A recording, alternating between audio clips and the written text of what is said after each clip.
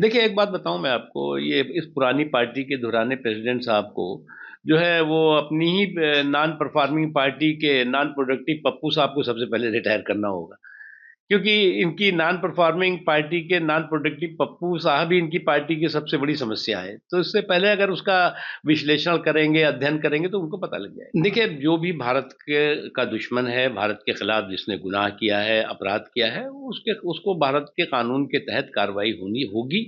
ये वो दौर नहीं है कि जब कांग्रेस पार्टी का दौर था और जो देश की जनधन का लुटेरा था कतरोची, उसको जो है वो सेफ पैकेज ही नहीं, पैसेज ही नहीं दिया गया था, बल्कि उसको जो है वो क्लीन चिट भी दे दी गई थी। यही नहीं, आपको याद होगा जो भोपाल गैस त्रासदी का जो गुनाहगार था, उसको तो सरकारी मेहमान की तरह जो है वो स्पेशल जहाज से जो है वो यहाँ से भगाया गया था। तो ये वो दौर नहीं है। जिसने भी गुनाह किया है, देश के खिलाफ अपराध किया है, उसके खिलाफ कड़े से कड़े कानूनी प्रावधानों के तहत कार्रवाई हो रही है। देखिए, क्रिमिनल कॉन्स्पिरेसी के कम्युनल कलाकारों का शाहीन बाग 2 प्रायोजित प्रोग्राम चल रहा है। और ये मैं इसलिए कह रहा हूँ कि शाहीन बाग 2 प्रायोजित प्रोग्राम चल रहा है इन क्रिमिनल कॉन्स्पिरेसी के कम्युनल कलाकारों का, कि आपको याद होगा कि सीए को लेकर के इसी तरह का भय और भ्रम का माहौल पैदा करने की कोशिश हुई।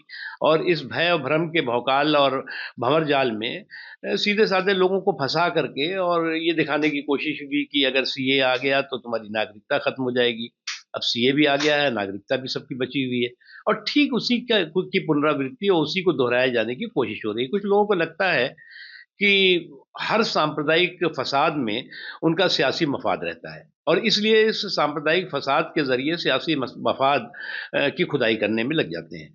लेकिन एक बात उन्हें समझना चाहिए, जो वक्फ का संशोधन है, ये किसी के भी आस्था पर कोई किसी तरह का ना प्रहार है, ना खतरा है, ना अतिक्रमण है, बल्कि जो है वो आस्था के संरक्षण और व्यवस्था के सुधार से संबंधित है। और जो लोग इसको लेकर के भय और भ्रम का माहौल खड़ा करने की कोशिश कर रहे हैं, उसके पीछे उनकी शुद्ध रूप से एक साजिशी मानसिकता है।